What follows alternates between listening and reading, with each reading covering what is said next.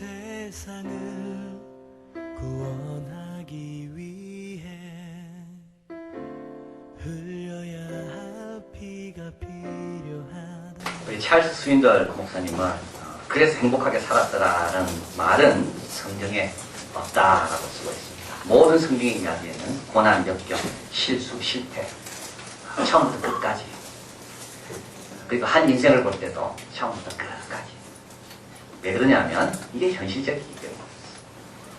이거 하나 끝나면 행복하게 살지만 그렇지 않습니다. 그 다음에 또 문제, 또 걱정. 그리고 또 중요한 이유는요, 하나님이 우리를 죽는 순간까지 우리를 복되게 성숙하게 연단하고 계시기 때문에 그렇습니다. 다윗 골리앗을 이겼죠. 그때 다윗은 행복, 영광, 명예가 찾아올 줄 알았습니다. 그런데 사울 왕의 시기를 받아서 결국 다윗은 방랑자의 생활을 시작하게 됩니다. 요셉 총리가 되면 다 끝날 줄 알았어요. 그런데 형들을 용서해야 되는 그 부담. 아브라함, 이삭 낳으면 다 끝날 줄 알았어요. 그래서 행복하게 살았더라. 이렇게 될 줄 알았는데 하나님이 가만두지 않습니다. 아브라함을. 이스마엘을 내보내야 되고요. 그리고 사랑하는 독자 이삭을 번제 제단으로 바쳐야 되는 거예요. 모세 마찬가지입니다. 장성했습니다. 얼마나 모세는 행운합니까? 좋은 부모 만나가지고 죽지 않고 살았고, 부모의 믿음과 용기 때문에 하숫가에 갈대상자에 두는 바람에 또 그것도 우연의 일치치고는 너무 행운하죠. 그래서 바로의 딸에 발견되고, 또 바로의 딸의 마음이 감동이 돼서 모세를 키우게 되고, 그래서 행복하게 살았다라고 끝나지 않습니다. 왜냐하면 하나님의 목적은 그래서 행복하게 살았다에 있지 않기 때문에, 아들 놓고 잘 살았다, 이게 하나님의 목적이 아니기 때문에. 하나님의 목적은 뭡니까? 예수 그리스도의 인격을 담는 것이 하나님의 목적이기 때문에. 오늘 본문은 모세 인생의 두 번째 시기입니다. 그래서 모세 40년은 바로 안에서, 바로의 그 보호와 영광 안에서 참 이스라엘 백성과 구별된, 이스라엘 백성은 참 고생했지만 모세는 참으로 행복하고 복된, 그리고 참으로 참 영광을 누리면서 구별된 삶을 살은 것이 모세의 첫 번째 단계라면, 두 번째 단계는 이제는 미디안 광야에서 혼자 외롭게 이름 없이 아무도 모세가 누구였는지, 모세가 애굽에서 뭐 했는지 묻지도 않고 관심도 없는 무명의 시절로 살아가는 40년. 이제 그것이 이제 오늘 보면 시작되게 됩니다. 마치 이스라엘 백성이 가나안 땅에 들어가기 전에 40년 동안 광야에서 애굽의 모든 때를 뺏게 된 것처럼, 모세도 하나님 앞에 쓰임받기 위해서 미디안 땅에서 40년 동안 애굽에 익숙했던 것들 다 뺏기는 그 40년, 그게 모세의 두 번째 시기입니다. 오늘 본문에서 모세는 우물가에 앉아 있습니다. 바로를 피해서 우물가에 도망온 거고, 또 동족들의 배척을 받아서 이제 홀로 앉아 있습니다. 모세는 그동안 어땠을까요? 모세는 다 내려다봤습니다. 이 교만한 사람들이죠. 교만한 사람은 위에는 안 보입니다. 교만한 사람은 다 밑으로 보여요. 모세가 그랬어요. 그러나 지금은 다 위로 보여요. 다 부러워. 다 훌륭해요.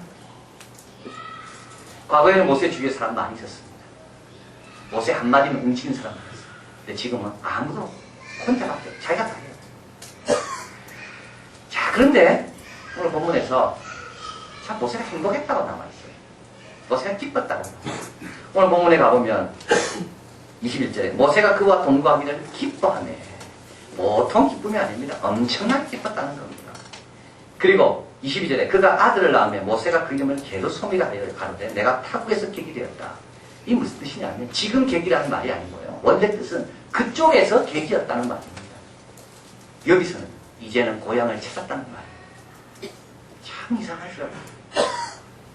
애굽에서가 아니라 오히려 이쪽 미디안 땅에서. 이 미디안 땅은 어떤 땅입니까? 신학자들은 말합니다.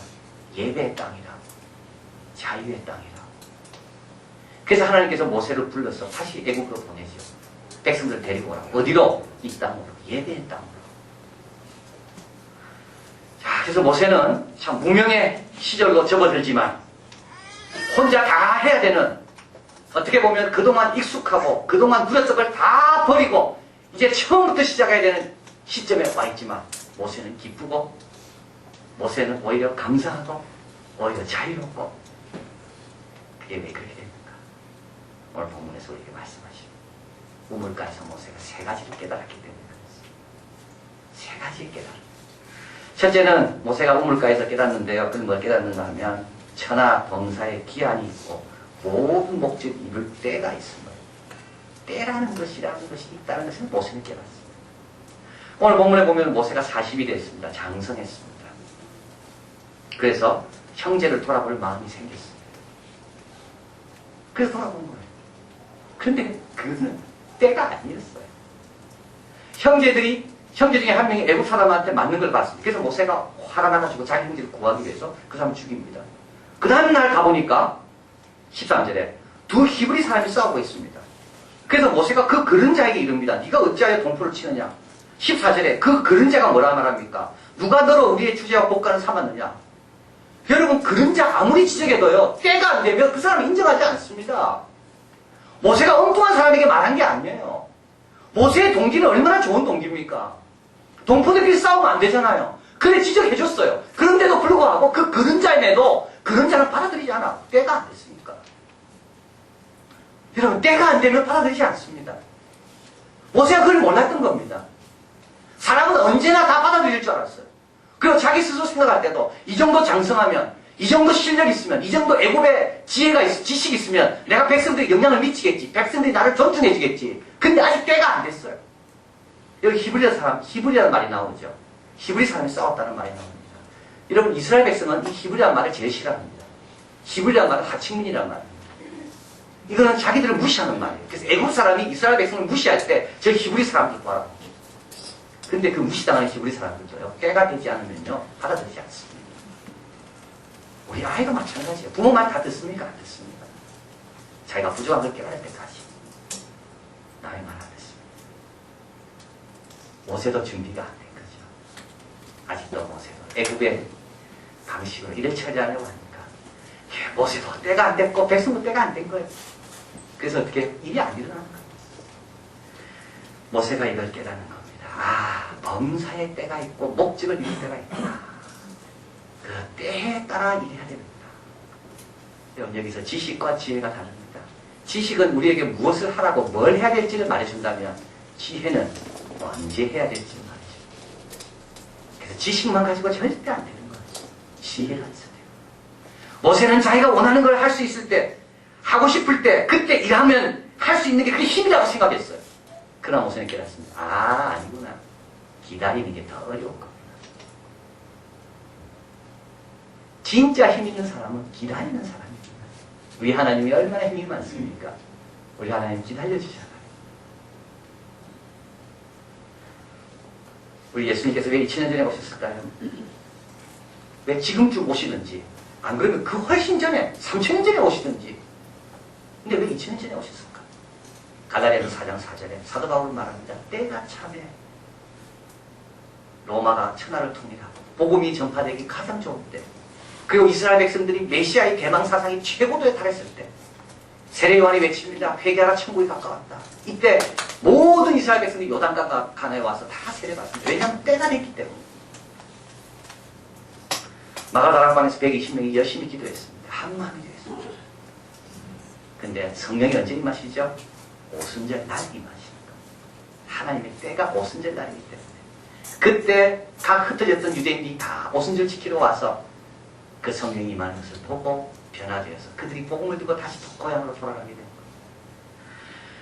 자, 그래서 우리도 여러분 잘 안 됩니까? 때가 안 돼서 그래요. 내가 아직 준비가 안 됐고 하나님 때가 아직 안 됐고 저 사람까지 때가 안 돼요. 그럼 어떻게 하나님께 맡겨야 되는 거예요? 조급함을 버려야 됩니다. 여러분, 조급함이요, 나도 힘들고 딴 사람도 힘들게 만드는 거예요. 딴 사람 때가 안 됐어요. 기다려줘야 돼요. 한국 교육의 문제가 바로 이거예요. 한국 교육은 늦게 배우는 아이를 위한 배려가 전혀 없는 것이 한국 교육입니다. 다 배우는 속도가 다 다른데도 불구하고 우리는 똑같은 시간에 똑같이 배우지 않으면 그는 전능하고 그는 부족한 아이고 그 아이는 못 따라옵니다. 이게 한국 교육의 문제입니다. 근데 그게 한국 교육뿐만 아니라 내 자신도 마찬가지예요. 기다려줘야 돼요. 때가 되는지 안 되는지. 때가 중요한 겁니다. 좀 자유로우시길 바랍니다. 하나님 맡기세요. 하나님 다 알고 계세요. 하나님 다 역사하고 계신 겁니다. 조금을 버리세요. 그래야지 자유롭게 되고 평화롭게 되고 그래야지 예배에 진정으로 집중할 수가 있습니다. 자, 그래서 모세는 우물가에서 이걸 깨닫습니다. 아, 때라는 것이 있구나. 때라는 것이 있구나. 두 번째로 모세가 또 이 우물가에서 발견하는 것이 있습니다. 우리 12, 13절 같이 읽습니다. 좌우로 살펴 사람 모습을 보고 그 애국 사람을 쳐 죽여 모래에 감추니라. 이튿날 다시 나가니 두 사람 히브리 사람이 서로 싸우는지라. 그 그른자에게 이르되 네가 어찌하여 동포를 치느냐 하며 14절에 있습니다. 그가 가로되 누가 너로 우리의 주제와 법관을 삼았느냐. 내가 애국 사람을 죽인같이 나도 죽이려느냐. 모세가 두려워하여 가로되 이 일이 탈로 되었도다. 모세가요 사람을 죽일 때 그냥 죽이지 않았습니다. 아무도 없는 걸 보고 죽였습니다. 좌우를 살폈어요. 아무도 없는 걸 확인했어. 그리고 죽였어. 그리고 나서 끝 아닙니다. 모래에 감추었습니다. 그런데도 어떻게 해요? 이 일이 다 타는 거예요. 모세가 두 번째 깨닫는 게 바로 이겁니다. 숨길 수 없는 겁니다. 죄라는 것은 숨길 수 없는 거구나. 스파이들이 너무 많이 있구나. 스파이들. 나는 스파이를 못 보지만 원래 스파이가 그거 아닙니까? 숨어서 보는 사람들 아닙니까? 다 나를 보는 사람들이 많구나. 모세가 이걸 이제 깨닫는 거. 죄는 숨길 수가 없고. 어떻게 해야 되는데 그러면요? 그럼 죄 안 지으면 됩니다. 숨길 일 안 저지르면 됩니다. 많은 사람들이요, 이거는 숨길 수 있다고 생각하기 때문에 죄 짓는 겁니다. 이렇게 감추면 되겠지. 아무도 없으니까 내가 해도 안전하겠지. 이게 사탄이 속이는 겁니다. 스파이들이 얼마나 많은지. 여러분, 재미있을 거라 생각하면 안 됩니다. 큰일 납니다. 야, 이거 아무도 모르는 거 내가 한번 해보면 재밌겠지. 여러분, 그 다음부터 자유 뺏기게 됩니다. 여러분, 아내 남편 숨기는 거 있습니까? 빨리 정리하세요. 빨리 정리하세요. 남편이 알까봐, 부인이 알까봐, 몰래 관심이 거기 있어 또 뒤지다가 발견하는 거 아닌가. 여러분, 그 자유가 없습니다. 그러니까 예배자가 안 됩니다. 그러니까 미디안 땅에 들어올 수가 없는 거예요. 하나님을 쓸 수가 없는 거예요. 모세가 그걸 발견한 겁니다. 아무리 내가 완벽하게 감춰도 다 드러나는구나. 그리고 또 한 가지, 여러분, 그런 숨겨놓은 것이 있다면 해결해야 되고 또 주님 앞에 고백해야 됩니다. 주님 앞에 가져가야 됩니다. 여러분, 이것이 얼마나 우리에게 복된 일인지 모릅니다. 주님 앞에 가져갈 수 있다는 거예요. 루스 베네딕트, 미국의 유명한 문화인학자입니다. 그 사람은 미국 국무부에서 의뢰를 받았습니다. 이제 일본 사람이 2차례전을 일으켰잖아요. 미국 진주만을 공격했습니다. 그래서 일본 사람이 이제 미국 사람이 일본과 싸워야 되는데 일본에서 너무 모르고 있는 거예요. 그래서 이 루스 베네딕트에게 일본 문화를 좀 연구해달라. 그래서 이 사람이 이제 프로젝트를 받아가지고 일본 문화를 연구하기 시작했어요. 그래서 적은 책이 국화와 칼입니다. 일본 사람들은 국화밖에 키우지 못한다는 거예요. 다른 거 키웠어. 그래서 이 책 맨 마지막 이런 내용이 나옵니다. 한 일본 여자가 미국에 와서 감자를 키워. 그러면서 이 여자는 외칩니다. 나는 자유롭다. 왜냐하면 일본 사람들은 남이 감자 키우면 나는 뭐라 말할까? 그 의식 때문에 감자를 못 키우는 거예요. 거기다 국화를 키워야 돼요. 이게 일본 문화예요. 그래서 일본 문화의 특징인 사람은 하지 문화라고. 하지. 이건 수치. 그래서 남 앞에 내가 어떤 대접을 받는가. 이걸 견딜 수 없어 하고 남 앞에 제대로 대접받기 위해서 몸부림치고 자기 자유를 누르는 문화가 일본 문화라는 거예요. 그래서 이 하지 문화에는 없는 게 하나 있는데 참회가 없다는 겁니다. 고백이 없다는 거예요. 왜냐하면 남 앞에 수치를 당했으면 그건 끝난 거예요. 이제는. 회복할 길이 없어. 그래서 회복할 길은 두 가지밖에 없대요. 하나는 나에게 수치를 준 사람에게 보복하든지, 아니면 수치받은 내로 살아가지 않고 자기라든지. 그 일본 사람이 불행하다는 거예요. 그 일본 사람은 성공의 기준이 없다는 거예요. 왜냐하면 남들이 옳다 하면 그건 괜찮은 거예요. 그래서 서양 문화는 죄의식 문화라고 이 책에서 이야기해요. 죄의식 문화는 객관적인 기준이 있습니다. 남이 보든 안 보든 틀리면 틀린 거예요. 그래서 그걸 참여하고 고백하는 거죠. 근데 일본 사람은 안 그래요. 그래서 루이스 베네딕트는 책 이렇게 이야기합니다. 세상 사람들에게 배척당하고 비난받는 위험을 피하려고 일본 사람들은 너무나도 비싼 대가를 지불하고 있다는 거예요. 여기서 비롯되는 긴장은 너무나도 크고 여기서 져야 되는 짐은 너무나도 무겁다. 요한에서 1장 9절 주님 우리에게 말씀하십니다. 같이 읽겠습니다. 앞에 읽겠죠. 만일 우리가 우리 죄를 자백하면 저는 미쁘시고 의로우사 우리 죄를 사하시며 모든 불의에서 우리를 깨끗게 하실 것이요. 잠언 있습니다. 자기 죄를 숨기는 자는 형통치 못하나 죄를 자복하고 버리는 자는 불쌍히 여김을 받으리라. 시편이 있습니다. 내가 이르기를 내 허물을 여호와께 자복하리라 하고 주께 내 죄를 아뢰고 내 죄악을 숨기지 아니하였더니 곧 주께서 죄의 악을 사하셨나이다. 여러분, 이게 공짜 아닙니다. 그런데 누군가 대신 내 죄값을 감당했기 때문에 이게 가능한 겁니다. 자, 그래서 참으로 자유를 누리려면 이 죄의 문제가 해결돼야 되고요. 그리고 숨겨둘 일들을 만들면 안 됩니다. 모세는 이거를 발견한 겁니다. 그리고 하나님께서 모세에게 이스라엘의 5가지 큰 제사, 속죄제, 속건제, 화목제 이런 걸 말씀하실 때 모세는 얼마나 기뻤을까. 아, 죄를 해결할 수 있는 길이 있구나. 비록 어린 양이 내 대신 죽는다 할지라도 내 죄는 어린 양의 피로 깨끗해질 수 있구나. 이걸 깨닫는 거죠. 마지막으로 모세가 여기서 깨닫는 게 또 하나 있습니다. 그것은 육신적인 방법으로는 하나님의 일을 성취하지 못한다는 겁니다. 육신적인 방법. 오늘 본문 같이 한번 가보겠습니다. 우리 11절 같이 볼까요? 11절 있습니다. 모세가 장성한 후에 한 번은 자기 형제들에게 나가서 그 고역함을 보더니 어떤 애굽 사람이 어떤 히브리 사람 곧 자기 형제를 치는 것을 본지라. 12절에 있습니다. 좌우로 살펴 사람이 없음을 보고 그 애굽 사람을 쳐 죽여 모래에 감춥니다. 여러분, 여기 친다는 말이 통일하게 나오죠. 애굽 사람이 히브리 사람을 칩니다. 이거는 보통 치는 게 아닙니다. 아주 잔인하게 죽도록 치는 겁니다. 모세는 이걸 봤어요. 모세는 의문이 일어났어요. 모세는 자기 백성이 맞는 것에 대해 참을 수가 없었어. 근데 12절에 좌우에 살펴 사람이 없음을 보고 모세도 어떻게 해요? 애굽 사람 하는 방식 그대로 따라합니다. 자기도 애굽 사람을 쳐죽입니다. 애굽 사람 방법 가지고는 안 되는 겁니다. 해결이 됐나요? 해결 안 되죠. 애굽 사람 방식으로는 하나님의 일을 할 수 없다는 것을 이야기하는 겁니다. 그 다음에 쭉 내려가고 16절에 가보겠습니다.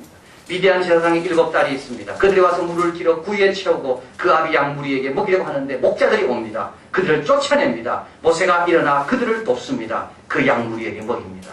자, 이번에 목자들을 또 만나게 됩니다. 목자들 역시 여인들을 학대합니다. 이때 모세는 어떤 방법을 취합니까? 목자들의 방법을 취하지 않습니다. 여기 돕는다는 말은 하나님이 돕는다는 것을 말합니다. 하나님의 방법을 취합니다. 그게 어떻게 됩니까? 모세가 아내도 얻게 되고 자식도 얻게 되고 고향도 얻게 되고. 구약신학 출애굽기 신학을 적은 김기범 교수는 이 두 사건을 통해 이렇게 이야기합니다. 이 두 사건은 폭력으로는 아무것도 이룰 수 없다는 것을 말씀한다. 두 사건 다 약자를 억압하는 원수를 만나지만 그러나 한 사건은 폭력으로 반응하고 또 한 사건은 평화와 섬김으로 반응합니다. 폭력으로 반응했을 때 고향을 떠나야 했지만 평화와 섬김으로 반응했을 때 모세는 자기 고향을 떠났다.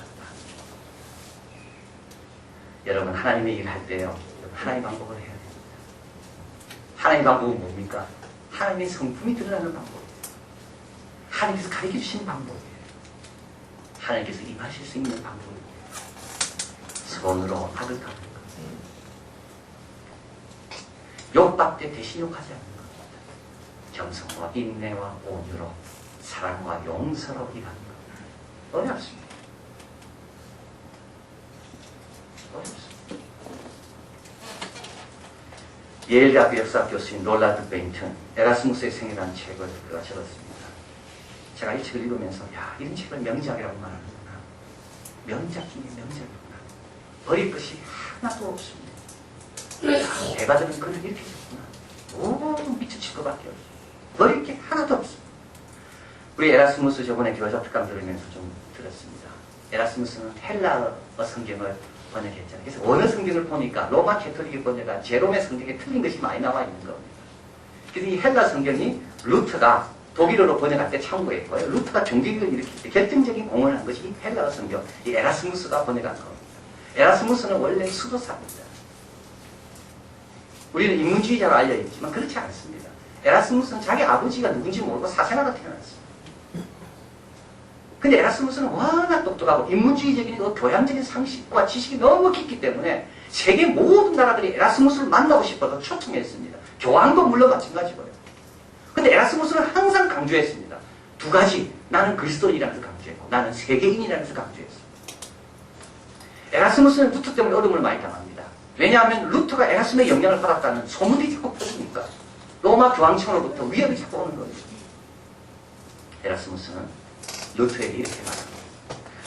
모든 교황에 대해서가 아니라 나쁜 교황들에 대해서만 대항하면 어떻겠냐고. 왜냐하면 에라스무스는 종교개혁을 하지 않고 끝까지 로마 개토릭에 남아있거든요. 루터에 대해서 다른 사람에게 이렇게 말하기도 합니다. 그가 좀 더 공손하고 좀 덜 신랄하길 바라고. 그러나 그에게는 충고하기는 늦었다. 소연이 이미 시작됐고 나는 단지 루터의 계획 가운데 하나님의 영광이 드러났다. 이 로나드 베이트는 루터 에라스무스를 비교하면서 마지막 책에서 이렇게 이야기합니다. 한 사람은 몸으로 헤쳐나가고 루터죠. 다른 사람은 사고를 한다. 에라스무스입니다. 한 사람은 몽둥이도 치고 한 사람은 단검으로 찌른다. 한 사람은 고발하고 다른 사람은 조롱한다. 그러나 두 사람 모두 그들의 공격이 어떤 한계 내에서만 이루어지도록 노력했던 사람들이다. 폭력을 거부했다. 그리고 이들이 폭력을 통제하고 굴복시키는 데 실패한다면 이 둘은 틀림없이 이렇게 외쳤을 것이다. 진리는 진리고 옳은 것은 옳은 것이다. 판결하는 일을 시간과 하나님께 맡길 뿐이다. 여러분, 우리가 이걸 안 되기 때문에 인간적인 방법으로 자꾸 돌아가는 겁니다. 시간과 하나님께 맡겨야 되는데 이걸 못 기다리기 때문에 우리는 인간적인 방법으로 자꾸 돌아가는 겁니다. 옳은 건 옳은 거고 진리는 진리고 판결하는 일은 하나님과 시간에 맡겨야 되고. 베드로가 그랬죠. 베드로는 예수님을 잡으러 온 무리를 견딜 수가 없었습니다. 예수님을 보호하고 싶었어요. 검을 빼서 백부장의 종에 길을 짜놨습니다. 예수님께서 말씀하셨어요. 검을 다시 꼭 접어라. 검을 쓰는 자는 검으로 막았다. 그리고 백부장의 길을, 종의 길을 만져서 고쳐주십니다. 한참 세월이 지난 다음에 베드로가 이제 깨닫는 거예요. 그리고 그는 이렇게 말합니다. 욕을 받으시되 대신욕하지 않으시고 고난 받으시되 위협하지 않으시고 오직 공의로 심판하는 자에게 부탁하시며 친히 나무에 달려 그 몸으로 우리 죄를 담당하셨습니다. 이제 너희는 영혼의 목자 되신 예수로 돌아갑니다. 하나님의 방법만이 영혼의 목자 되신 예수로 돌릴 수가 있습니다. 모세가 그렇게 하는 거예요. 폭력, 애국의 방식으로는 안 되는구나. 하나님의 방식으로는 되는구나. 시간이 지난다. 비록 내가 그때 승리하지 못한다 할지라도 종주 대신 공의로 심판하신 분에게 맡기면 되는구나. 모세 40년 광야 생활, 미디안 생활, 무명의 시절이 힘들었을까요? 남의 집에 사위로 살아가는 힘들었을까요? 그렇지 않습니다. 성경은 전혀 다릅니다. 기뻤다고요. 그리고 애국보다 지금이 훨씬 좋다고요. 왜냐하면 참 자유인이 되기 때문에, 참 평안을 누리기 때문에, 그리고 하나님께 믿는 믿음으로 시간을 보내게 됩니다. 여러분도 더 이상 숨겨진 죄가 없도록 노력하십시오. 숨길 일은 아예 하지도 마십시오. 사탄에 속지 마십시오. 그리고 때와 기한을 과감하게 하나님께 맡겨버리십시오. 그리고 하나님이 원하시는 방식으로만 일을 처리하려고 묵묵히 그 길을 하십시오. 그러면 우리도 평안할 것이고 이제 백성들 인도하는 하나님의 종의 모습으로 갖춰지게 될 것입니다. 기도하겠습니다.